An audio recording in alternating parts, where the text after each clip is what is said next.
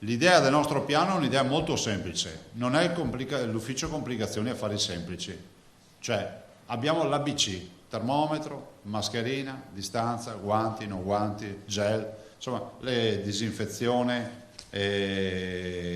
registri, insomma le cose che sono sostenibili per un'azienda. Un piano di riapertura sostenibile fatto di dispositivi e diagnostica per tutte le imprese del Veneto, sicurezza quindi e burocrazia zero nelle intenzioni della Regione, che sta raccogliendo numerose disponibilità da parte degli imprenditori pronti a pagare di tasca propria lo screening sui collaboratori.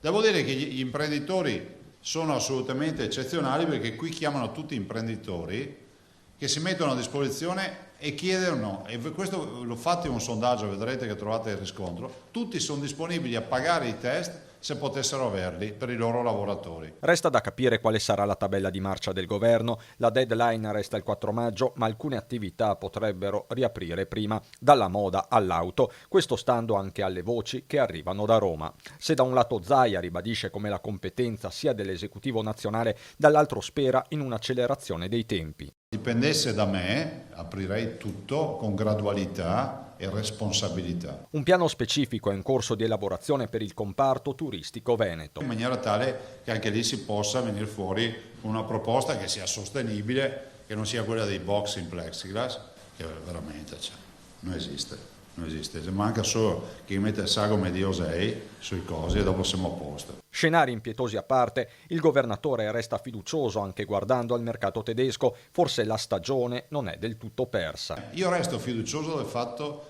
che gli stranieri arriveranno, anche perché sapete, se è vero che la Germania riapre dal 4 in maniera importante, se è vero che noi ripartiremo, poi c'è tutto maggio, c'è tutto giugno, e quindi tu arrivi in piena estate che hai già un ricordo di 2 mesi di libertà rispetto ai 2 mesi di quarantena. Cioè, se domani mattina avessimo il 15 agosto è ovvio che sarebbe traumatica la storia, ma il 15 agosto fra 3 mesi e mezzo. E c'è spazio anche per qualche buona notizia, questa in particolare arriva dal centro di cardiochirurgia dell'ospedale di Padova. Ieri nessuno se n'è accorto magari, ma è stato fatto il 1000° trapianto di cuore in Veneto da parte dello staff, anzi il 1000° cuore trapiantato dal team del professor Gerosa.